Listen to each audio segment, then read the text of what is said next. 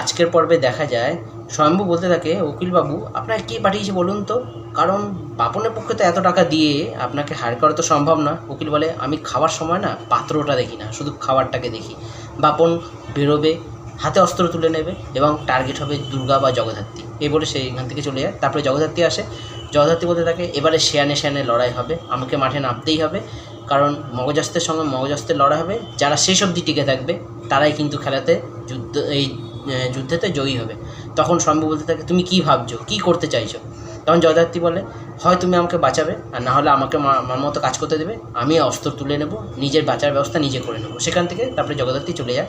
বাড়িতে দেখা যায় কাকন এবং প্রীতি তারা উর্মিলা মুখার্জির গানে নাচ গান করছে। সবাই একটা খুশি পরিবেশ। সেই সময় বৌদি অনেক কিছু ভাজাভুজি নিয়ে আসে। দুর্গা আসে, দুর্গা ভাজাভুজিটা খেয়ে বলে, বাহ এত কিছু ভাজাভুজি, এর সঙ্গে চা নেই কেন, চা করে আনো।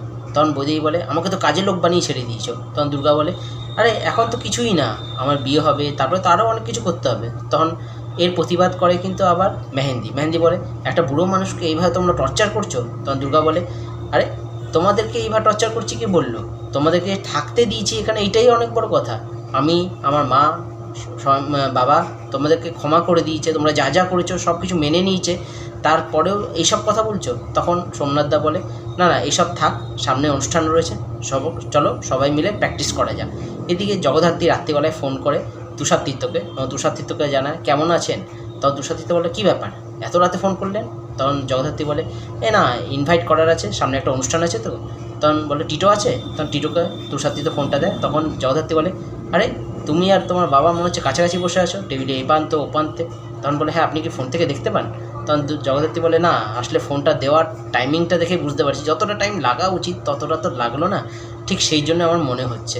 তখন ফোনটা আবার লিলিপুট নিয়ে নেয়। লিলিপুট বলে, কি ম্যাডাম কেমন আছেন? তখন জগদ্ধাত্রী বলে, হ্যাঁ আমি ভালোই আছি।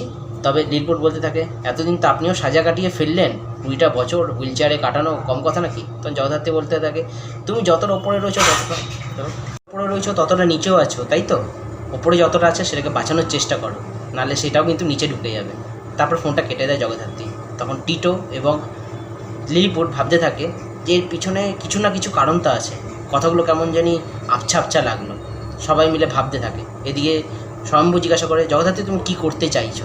জগদ্ধাত্রী বলে, খেলাটা এবার আমাকে খেলতে হবে, কারণ ওরা ভুলে গেছে এখন সুস্থ, আর শত্রুকে কখনো দূরে রাখতে নেই, শত্রুকে সবসময় কাছাকাছি রাখতে হয়। এপিসোডটা এরপরে এখানেই শেষ হয়ে যায়। কেমন লাগলো বন্ধুরা অবশ্যই কমেন্ট করে জানাবেন।